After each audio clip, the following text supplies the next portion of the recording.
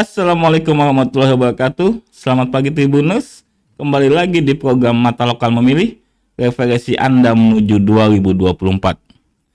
Tribuners, setelah 3 periode berkiprah di eksekutif, mantan Wali Kota Balikpapan, Rizal Effendi, kini berencana melanjutkan langkah pengabdiannya. Kini, bagaimana kemudian rencana Pak Rizal Effendi di 2024? Apa targetnya kemudian di pemilu serentak?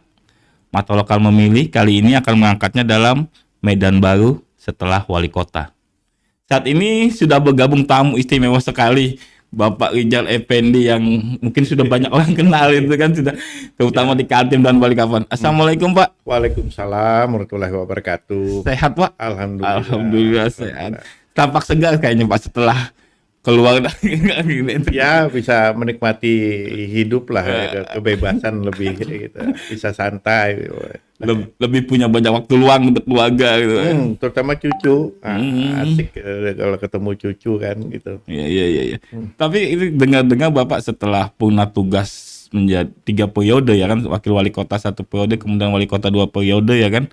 Bapak memilih untuk melanjutkan pengabdiannya di jalur politik gitu Pak. Kabarnya seperti itu Pak. Ya kan karena saya itu kan sudah pernah menjadi ketua Nasdem Balikpapan, kemudian sekarang menjadi ketua Dewan Pertimbangan Nasdem Balikpapan. Jadi kan alur politiknya memang masih mengalir begitu. Jadi kan bukan langsung berhenti, tapi ya masih ada tugas karena kan terlibat di partai begitu. Jadi ya seperti itu, jadi ya masih ada di jalur politiknya. Tapi kenapa kan banyak yang punya tugas memilih istirahat gitu kan, atau kegiatan sosial gitu. Mengapa Bapak memilih medan pengabdian jalur politik setelah punya tugas ini Pak? Ya tanggung nih gitu, tanggung karena kita ingin ikut membangun daerah, membangun bangsa.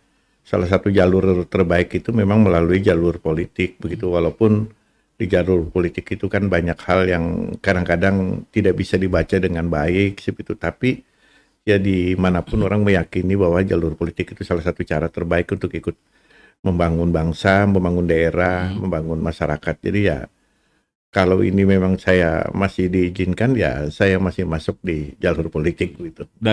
Dari mana misalnya dorongan itu berasal gitu Pak, dorongan untuk kembali terjun ke jalur politik ini kalau dari Bapak pribadi? Ya kalau keluarga enggak juga, nggak pernah kita diskusi lagi ini mau kemana lagi gitu ya. Tapi kan karena berada di lingkungan partai, ya ada juga kan permintaan partai bahwa ini harus tetap ikut mewarnai partai begitu ya. Jadinya kan ya masih tetap ada kaitan dengan politiknya begitu ya. Jadi mungkin lebih banyak lingkungan partai yang mendorong gitu. Kalau keluarga sebenarnya enggak banyak begitu yang seperti itu. Dan ada protes misalnya dari keluarga, misalnya Bapak nih sudah 15 tahun gitu ya kan mengabdi sebagai eksekutif, saatnya kembali ke keluarga gitu. Ya enggak juga gitu ya. Ya pokoknya mana yang terbaik lah katanya untuk Bapak atau untuk KAI, ya kan aku sudah KAI kan gitu kan. Sudah KAI 5 cucu, nah terserah KAI mau apa ini gitu. Nah jadi ya kita jalani lah gitu. Tapi yang menarik kan Bapak sempat beberapa kali kan maksudnya ada masuk di partai ini partai itu, tapi akhirnya sekarang memilih ke Nasdem gitu ya. Mengapa kemudian Bapak menjatuhkan pilihan ke Nasdem untuk masuk ke jalur politik? Nah secara resmi aku itu kan enggak pernah. Memang pernah dulu dilibatkan di Partai Golkar, ya Partai Golkar pernah di Dewan Pertimbangan juga kalau tidak salah, itu zamannya Pak Andi Burhanuddin Solong, tapi kan tidak terlibat aktif lah. Waktu menjadi wali kota, dukungan terbesar dari PDIP dan beberapa partai lain gitu ya. Nah memang kan keterlibatan aku di Partai Nasdem itu sebenarnya juga dulu itu kan dadakan gitu, nah karena sama-sama Haji Redi sebagai ketua Partai Nasdem, sama-sama di organisasi kerukunan keluarga Banjar. Nah tiba-tiba Haji Redi ada sesuatu yang membuat dia harus meninggalkan kursi ketua Nasdem. Nah dalam situasi yang seperti itu dimintalah aku melanjutkan. Itulah awalnya jadi terlibat aktif di Partai Nasdem gitu. Jadi karena unsur kedekatan dengan ketua sebelumnya aja gitu Pak ya? Iya, sebenarnya lebih banyak seperti itu. Bukan platform partai apa gimana? Tidak. Aku sudah lama ditawari sama PDI Perjuangan, ditawari juga dengan partai lain. Sampai bingung nih, sekarang ini kan diminta bergabung gitu, jadi sampai bingung juga gitu menjelaskan gitu. Soalnya ketika Bapak menjabat wali kota ini kan terkenal Bapak non partai sebenarnya bekerja. Iya, iya. Iya, sebenarnya lebih kental aku dulu berhubungan dengan PDI Perjuangan, karena kan aku dulu pernah menjadi MPR utusan daerah, begitu, dan itu yang merekomendasi PDI Perjuangan gitu. Jadi ya kedekatan dengan partai PDI Perjuangan ya sebenarnya lebih kental gitu. Ya, karena dulu beliau oleh PDI yang mendukung jadi anggota MPR utusan daerah. Kemudian juga PDI Perjuangan juga memberi dukungan mulai jadi wali kota pertama sampai kedua gitu. Berarti Bapak ini bergabung di Nasdem sejak masih menjabat wali kota apa setelah? Masih jabat wali kota begitu di tahun berapa ya? Artinya tidak terlalu lama, tapi masih wali kota gitu. Nah, karena sekarang ada waktu itu mulai berkembang, ada Pak Basir yang lebih bisa intensif. Nah, sehingga akhirnya Pak Basir lah jadi ketua, saya jadi ketua Dewan Pertimbangan gitu. Tapi ini kan seingat saya Pak di 2018 kan Bapak pernah diusung Partai Nasdem kalau nggak salah masuk di Pilgub itu Pak ya. Iya. Itu ada hubungannya dengan itu juga Pak ketika Bapak bergabung? Nah, ya tentu ada lah. Itu kan juga sama juga kan, lebih banyak faktor kebetulannya yang terjadi waktu itu karena calon pasangannya Pak Jaang dengan Pak Nursiwan. Pak Nursiwan berhalangan tetap karena meninggal dunia, sehingga saya diminta menggantikan gitu. Dari situ mulai awal perkenalannya memang sudah lama? Ya sudah gitu. Oke. Pak, mungkin kita bicara soal rencana Bapak di 2024 nanti ya kan. Nah kan apa sih target Bapak di 2024 nanti sebenarnya gitu? Ya masih juga ya, masih dinamis juga gitu target itu kan. Ya sementara ini saya sudah memasukkan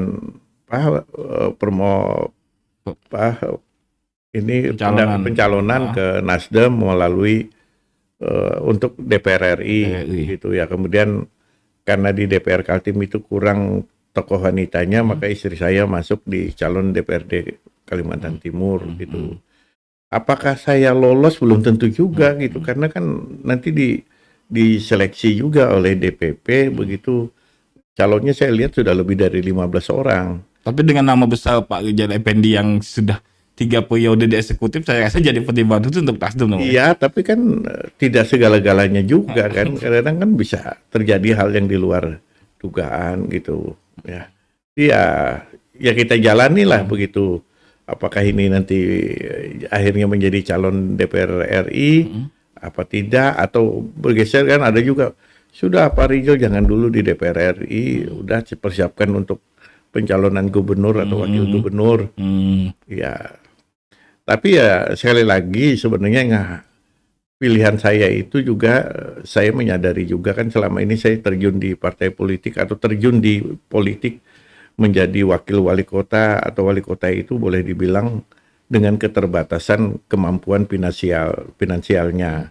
Itu juga saya alami. Jadi ya saya tahu diri lah kan, bisa saja saya tidak mampu gitu. Kan tidak gampang gitu untuk menjadi calon anggota legislatif di zaman sekarang begitu. Jadi bisa saja itu bisa menjadi tantangan buat saya gitu, kemampuan finansial yang terbatas. Gitu. Tapi sudah dipersiapkan sedari dini Pak. Misalnya kan ada kemungkinan besar lolos sebagai caleg Nasdem, sudah dipersiapkan sedari dini. Selain finansial, kemudian apa ya, program-program yang ditawarkan oleh Bapak nanti ketika nanti jadi caleg?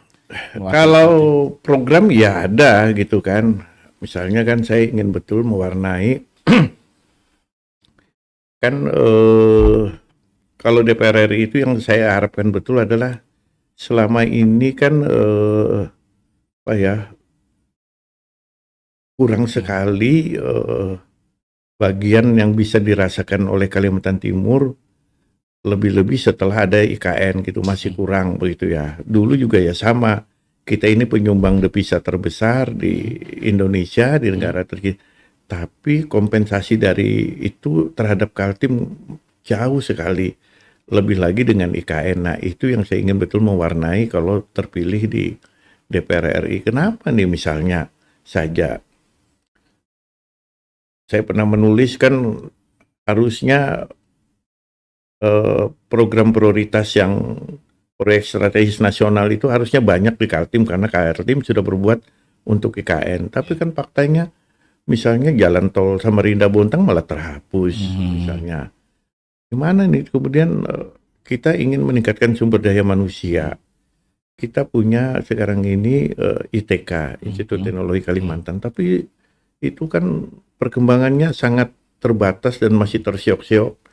Tanahnya belum selesai, kemudian fasilitas lainnya juga, kapasitas pengajarnya juga masih terbatas.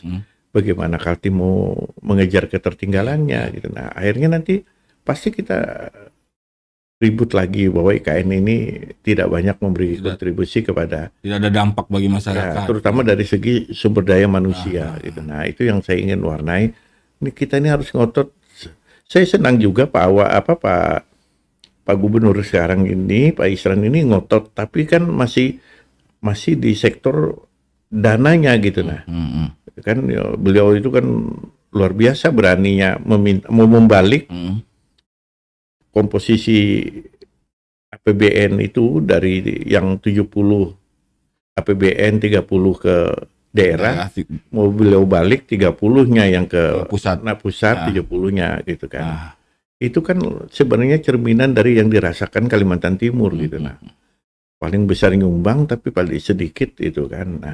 Nah ini yang menurut saya, ya saya ingin betul itu berjuang soal seperti itu, terutama dalam peningkatan kualitas sumber daya manusia. Ini kan kita kan marah-marah di IKN itu perlu tenaga kerja yang banyak, RDMP perlu tenaga kerja yang banyak.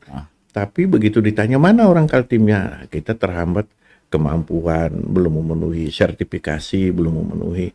Akhirnya kita merasa, wow, jadi penonton dong kita ini. Itu yang menurut saya yang harus kita perjuangkan betul. Tapi banyak PR di Kaltim ini Pak, dari masalah infrastruktur, kemudian pendidikan, sampai kita bilang Bapak sumber daya manusia gitu kan. Mana kemudian menjadi prioritas utama Bapak ketika nanti misalnya Bapak terpilih sebagai melenggang ke Senayan gitu? Menurutku SDM.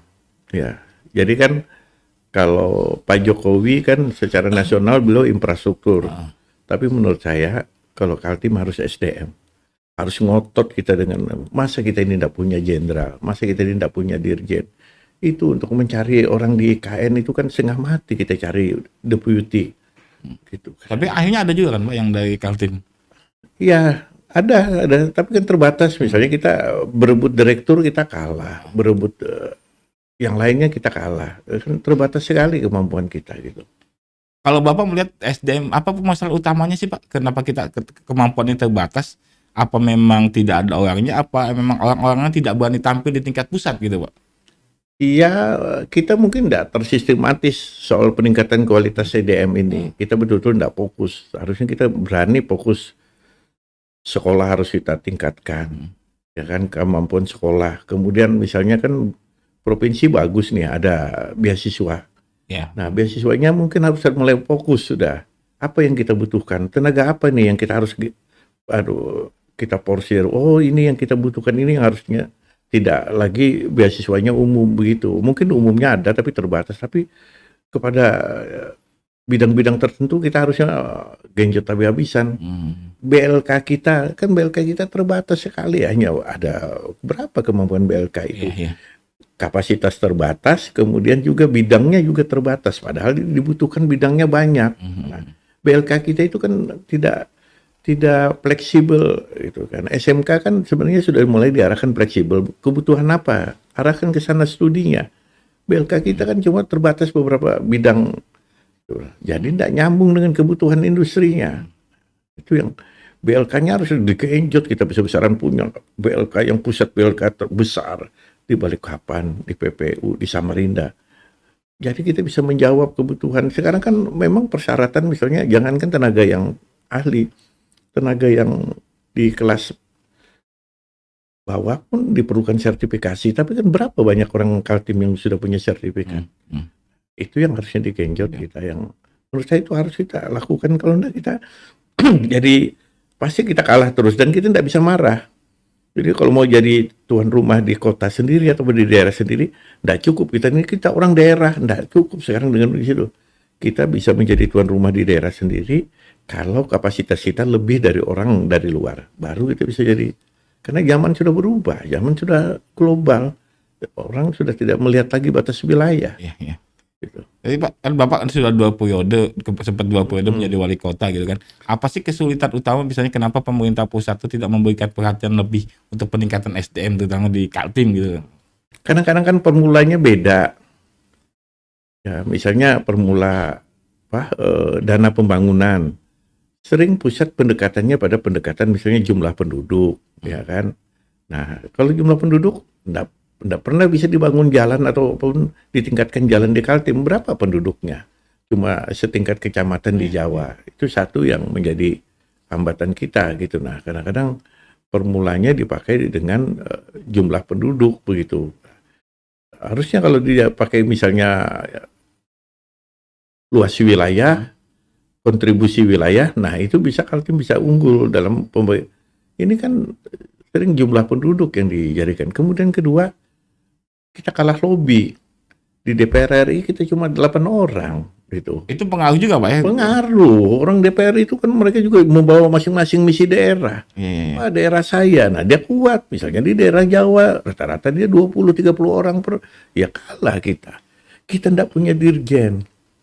Kita enggak punya menteri. Kita enggak punya jenderal. Jadi kan semua itu kan membuat komponen yang mengalahkan kita. Gitu. Dirjen bagi siapa membela yang enggak ada dirjen kita. Tapi kan ini maksudnya di legislatif dapil Kaltim kan masih tetap enggak berubah, tetap 8 kursi gitu kan Pak. Nah, misalnya Bapak terpilih, perjuangannya sungguh berat sekali sebenarnya nih Pak. Ya, tapi kan sebenarnya kan ini bisa dibawa isu IKN ini bisa menjadi alat barter kita. Gitu. Nah, bahwa ini kan IKN sudah kita berkorban Provinsi Kalimantan Timur menjadi lokasi IKN. Nah, masa kita dibiarkan ini daerah, misalnya daerah penyangganya, daerah Kaltimnya tetap seperti ini. Harusnya kan sudah paradigmanya di pusat harus berubah begitu. Nah, itu yang kita harapkan itu, bahwa ini masa orang kan repot sendiri juga IKN. Misalnya otorita mau cari orang Kaltim, saya mau rekrut orang Kaltim, nggak punya, nggak ada. Lalu masa lu berhenti ya? Sudah kalau kita orang lain saja, masa harus berhenti seperti itu? Ya kan? Artinya perjuangan itu ya memperkenalkan Kaltim dan mengangkat tokoh-tokoh Kaltim itu sebenarnya jadi PR tersendiri gitu ya. Sendiri. Dan itu harus dipacu di generasi muda kita. Gitu. Sudah. Nah, daerah yang maju yang harus kita belajar banyak itu memang dengan kalau di wilayah timur dengan Sulawesi, terutama Sulawesi Selatan. Nah, itu kan mereka itu kan memang banyak tokoh nasionalnya gitu kan, Pak JK, mereka semuanya ada. Nah, sebenarnya kita harus belajar dengan Sulawesi Selatan gitu, dan orang Sulawesi Selatan sudah banyak di Kaltim. Harusnya itu dijadikan kekuatan baru kita gitu, nah, untuk membangun Kaltim gitu. Berarti Bapak masih misalnya nanti terpilih mau naik level jadi tokoh nasional gitu. Ya, doain kan gitu. Ya, doain gitu. Pak, tapi ada apa ya, isu yang menarik yang sebenarnya bertahun-tahun dipendam oleh masyarakat Kaltim. Soal tadi tuh Pak, Bapak sempat singgung dana bagi hasil dari pusat yang tidak berimbang gitu Pak. Kan bagaimana Bapak melihat kondisi itu sebenarnya? Ya itu kita kalah dalam perundingan atau dalam negonya itu dengan pusat, kita kalah. Kita bilang yang menang dalam nego seperti itu hanya 2 provinsi di Indonesia, Papua sama Aceh. Karena 2 ini isu merdeka. Nah, sehingga dulu pernah zamannya Pak Suwarna atau zamannya Pak Wang Parok pernah ditiupkan, kalau gitu kita merdeka aja dalam tanda petik, kita minta negara bagian. Begitu, supaya kita bisa. Jadi, nah, kita lihat sendiri di Papua sama Aceh itu karena dia membawa isu merdeka itu, jadi perhatian pusatnya kan tinggi dalam komposisi DBH migas. Iya. Aceh Papua itu gasnya 60% Ke daerah. Minyaknya 30%. Di luar itu kan gasnya 30, minyaknya 15 sampai 16,5%, sekitar itu. Nah, Ini yang harus, makanya kan Pak Gubernur ini kan memang gigihnya di situ, dia gigih betul untuk komposisi tentang DBH itu. Nah, kalaulah DBH, makanya ada opsi-opsi kalau DBH-nya tidak bisa berubah, ini kan sudah susah, ini sudah masuk ke Undang-Undang Perimbangan Keuangan sudah selesai. Harusnya dikompensasi dengan misalnya yaitu tadi proyek strategis nasionalnya harus ditingkatkan di Kaltim gitu. Tapi harusnya memang DBH itu harus sudah berubah juga. Masa berpuluh tahun kita cuma dapat, nanti sudah habis. Nah, yang lebih saya sedih lagi itu kan sudah DBH-nya pincang begitu, kemudian kan yang banyak mengelola sumber daya alam kita kan dari luar. Kemudian kontribusi mereka ke daerah juga terbatas gitu. Kegiatan-kegiatan yang dia sumbangkan ke daerah sangat terbatas. Misalnya jarang sekali perusahaan besar yang beroperasi di Kaltim membangun misalnya fasilitas pendidikan. Ya. Harusnya itu mungkin sudah waktunya diperdakan, wajib mereka dengan kapasitas sekian, maka wajib membangun sekolah di Kaltim. Apakah kemudian ketika nanti misalnya Bapak terpilih masuk di jalur legislatif, itu bisa diubah, Pak? Harusnya bisa gitu. Ya memang kan tidak semuanya dengan pendekatan formal, harus juga ada pendekatan informal. Kita harus misalnya mendekati para pengusaha, misalnya Gunung Bayan, Pak Luhut, yang tokohnya, Pak, masa Kaltim itu dibiarkan saja sementara hasilnya diambil, tapi anak-anaknya sekolahnya, jangankan bicara kualitas kita ini, sampai tahun ini saja kita masih bicara kapasitas. Selalu kita berkelahi ke menjelang penerimaan siswa baru, kita selalu berkelahi kapasitas. Dari tahun ke tahun gitu ya. Kan, bagaimana kita mau bicara kualitas? Kapasitas saja tidak cukup. Nah, harusnya sudah kita tinggalkan kapasitas itu. Wah, itu kan ada uang, kenapa kita bangun sekolah-sekolah banyak begitu? Ya, kan sehingga kita tinggal fokus bicara kualitas ini, kapasitas saja kita masih berkelahi. Tapi kan bukankah itu ranahnya misalnya di eksekutif sebenarnya kan, Pak, untuk misalnya kalau kita bicara peningkatan kapasitas kualitas ranah utamanya gitu kan? Iya, memang ranah utamanya di eksekutif, tapi kan pemerintah itu kan terdiri dari eksekutif dan legislatif. Kan ada bidang yang bisa sama gitu, dan legislatif bisa mendorong untuk eksekutif lebih memperhatikan apa yang menjadi aspirasi atau keinginan masyarakat. Nah, sampai sekarang menurut saya Kaltim itu yang di SDM-nya yang dia tidak fokus gitu. Tidak kelihatan betul bagaimana kita ini habis-habisan. Kita bisa contoh Pak Jokowi yang fokus di infrastruktur. Di mana-mana beliau bangun infrastruktur. Harusnya kita kelihatan gitu, nah, bahwa ini Balikpapan kelebihan gedung sekolah, Samarinda kelebihan gedung sekolah, Tenggarong kelebihan gedung sekolah. Jadi kita sudah lagi tidak bicara kapasitas, itu betul-betul bicara kualitas. Ini sampai sekarang kita masih bicaranya kapasitas. Kan terasa gitu kan. Jadi ada persoalan yang berpuluh-puluh tahun belum terselesaikan. Iya, gitu. padahal uangnya ada. Iya. Itu ya kan. Makanya dulu Jokowi itu memang ada juga, beliau benar juga waktu dia beri arahan kepada kepala daerah. Sudah beranikan fokus, kata beliau. Beranikan fokus. Jangan semua bisa mau diakomodasi. Tapi tidak ada hasilnya, tidak kelihatan. Beranikan fokus. Kalau infrastruktur ya infrastruktur. Artinya nanti ketika Bapak mewakili Kaltim, seandainya mewakili Kaltim di Senayan, fokus Bapak mungkin ke SDM itu ya? Di SDM.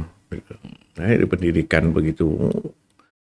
Itu ITK kita masih tersyok-syok. Padahal kita ingin ITK itu dulu waktu dibangun. Kan waktu itu kan kita yang memperjuangkan Pak Awang, saya. Kita minta ke Pak SBY waktu itu, kita sejalan dengan keinginan Pak SBY ada Institut Teknologi di daerah Kalimantan dan Sumatera. Dan harapan waktu itu kita targetnya harus minimal setingkat dengan ITB dan ITS, ya kan? Tapi ini belum bisa. Tanahnya aja enggak cukup masih. Karena saya tahu perjuangannya sampai berkelahi dengan BPN segala itu kan. Iya, makanya begitu ya kan. Nah, kan harusnya ini kita ngotot ini, dikeroyokin ITK ini. Itu supaya kita sudah punya ITK yang besar gitu. Nah, apakah Bapak selama ini melihat wakil-wakil Kaltim itu tidak memperjuangkan hal tersebut gitu, Pak, dari sisi SDM gitu, Pak?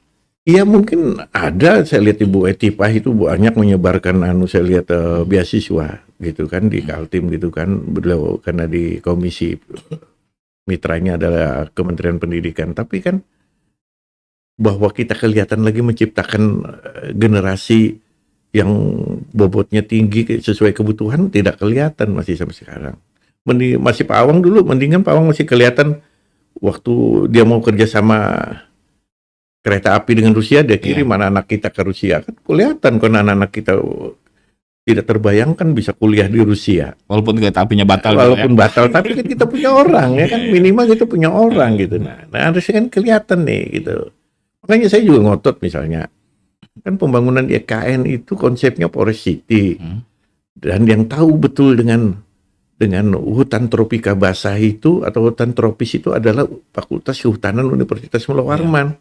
Tapi kan tidak kelihatan begitu bahwa hutan unmulnya yang mewarnai gitu. Nah, jangan nanti tahu-taunya yang dominan misalnya para ahli dari IPB, dari Gajah Mada gitu. Kenapa orang ini yang ngerti dengan merantinya, ngerti dengan ulinnya, mengerti dengan kapurnya itu ahli-ahli Fakultas Kehutanan Unmul gitu. Artinya pelibatan potensi lokalnya tidak dimaksimalkan mungkin. Itu juga termasuk juga gitu. Itu juga termasuk kan saya pernah protes, saya tulis itu waktu seleksi deputi sumber daya manusia. Kan katanya itu jatahnya untuk Kaltim. Kenapa waktu penerimaan calon itu ada dari luar? Ada apa gitu? Ya kan? Harusnya kan bukan dari Kaltim dong. Gitu nah.